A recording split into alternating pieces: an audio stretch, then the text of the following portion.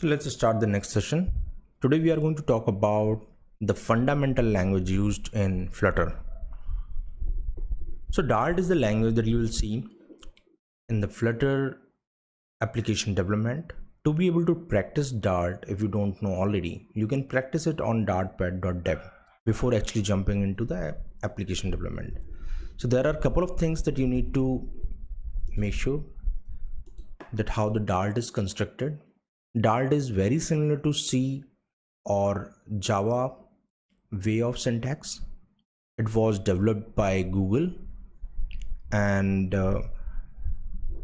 like any other programming language, it has basic structures of variables, methods, and since it's more like an object oriented kind of a programming language, so you should be able to break it into the classes that you can extend. So talking about very simple Dart program or the hello world in the Dart program. So first you need to log into dartpad.dev, and like we have the main method in Java program, we can start it and we can type something hello world in Dart, and then we need to provide the semicolon. If we do this, we can say that the console is giving the output of this, and this is very cool browser based application to be able to run any Dart code. Dart uses variable, so if we want to specify some of the variables, we can even do var name equals to Anil, and then we can use this variable here.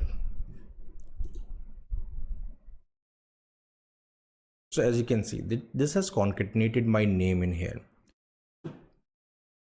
So like from a very simple variable description like var, it can have numbers, which means it may have integer and doubles, it may have strings, booleans, list, and map. So if we need to capture the list, let me show you another example. And I know like numbers, strings, and booleans you will anyways practice while working on the actual application, so I'm just giving the overview how the Dart looks like and what are the constructs. We can say list, and we can specify number of list components. And now if I want to print this in another line, just after this print, I can simply call list. Let's try running it again. So as you can see that this is pretty straightforward, and this can be easily runnable on this Dartpad. Next, if we want to show some JSON kind of a structure, we can also do this by providing another component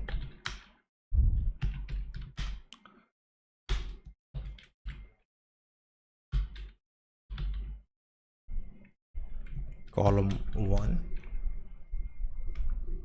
and let's take another row 1.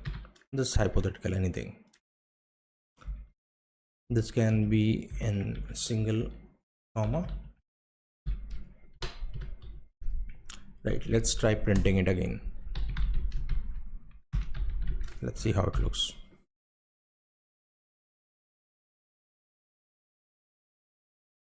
So this is printing pretty much each and everything. Now we can also use the loops. So if I need to use the loop, I'm just using the single program and telling you most of the basic fundamental constructs, but you can practice it in creating different Dartpad, where you can open the Dartpad from here and then you can practice it along. So for example, if I need to run a for loop where I say variable I equals to 1, I should less than be 10, and then I plus plus. If I say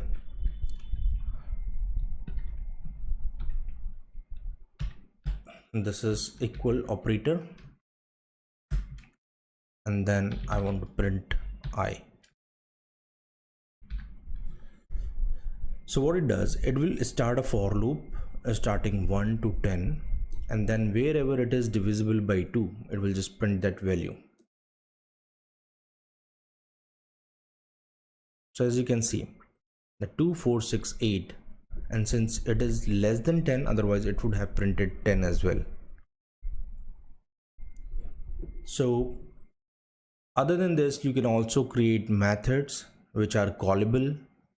So let me show you one example where I'll create the class, and then from that class I'll be extending that class into the other one. So let's create a class employee. This has been our favorite class in learning any programming language, right? Now we can specify some of the getter method like we have in